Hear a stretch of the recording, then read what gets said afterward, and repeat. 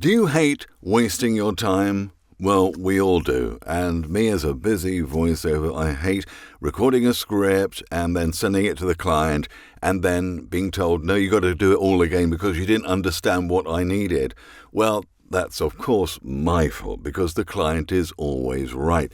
So what can we do? Well, you need to follow the Pete Baker 10-point pre-flight check. Well, pre-recording check. 10 things you need to do before you actually start recording anything to make sure there are no misunderstandings. Point 1, so what type of script is it? Is it a Voice of God script at an event? Is it a radio commercial? Is it a narration? I'm sure you can work it out straight away. And from that, we go to point 2, the fee. What are they offering you? Or what are you going to give them as a quote to them? And do you think they'll be able to afford that when you look at how they're going to use it? Thirdly, is a demo extract needed first? If you're in any doubt as to whether you think the client knows exactly what they're doing and they're not experienced and you've never worked with them before, I would strongly suggest you do a demo, particularly when it comes to checking the type of voice you're using for that one. Because point 4, you've got to find out the target audience. So who's it aimed at? Is it aimed at people who know much about the subject already? Is it aimed at the general public? Is it a commercial? Is it for people who are maybe in a training situation who have got English not as their first language?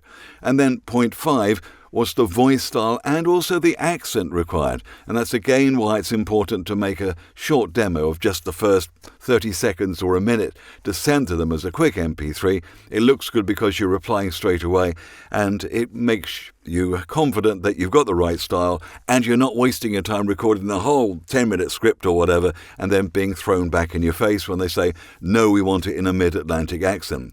Now, there are some clients, because I work with people all around the world, who don't know what accent I have because they don't have English as their native language. Many people think I've got an American accent. So that's very strange to me, but maybe not to them, or certainly not because they're the client and they're always right. So you need to find out what the voice style and accent they really want is.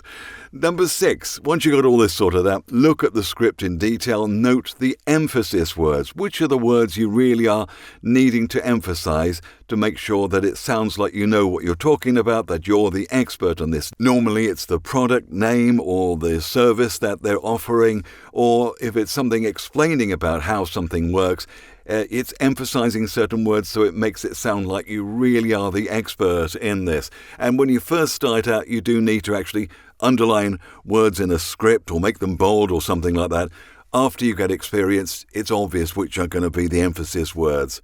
Number 7, what's the duration? Many times I have been sent a short script and I thought it was for a promo for on-air use or something like that, or an online ad, when actually it was for a broadcast radio commercial, which if I knew that, I would have charged more, and also I would have made it exactly 59.5 seconds or 29.5 seconds and whatever the rule is for that particular broadcast station. But of course I wasn't told, so I wasted my time. So if you've got any sense that it is a broadcast commercial, again, ask the client before you go to all the effort. And you'll probably find it overwritten, and then that's when you complain, I want some words cut out, because how can I do a soft, sultry voiceover and fit this into 29.5 seconds? Next, editing gaps needed. Sometimes a client wants it so they can edit it and chop it around in a video, and you've no idea about this. Again, if you've got any sense that they do need some editing points, then don't make it one continuous narration and leave some decent editing points so they can get a virtual razor blade in between some words there. Number 9, check pronunciations through the usual sites, howdyousay.com, forvo.com, and also for company names you're not quite sure about, then YouTube is quite useful.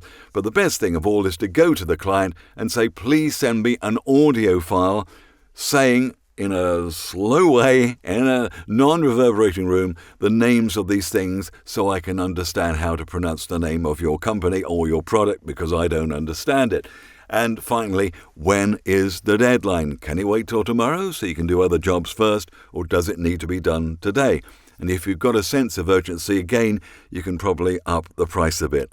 I hope you found these tips useful, and if you'd like to check out my new course all about performance techniques here in the voice booth, how you can interpret a script from the client in enormous detail and give them exactly what they want so they call you back time and time again, then please check it out. It's on voiceovermasterclass.com.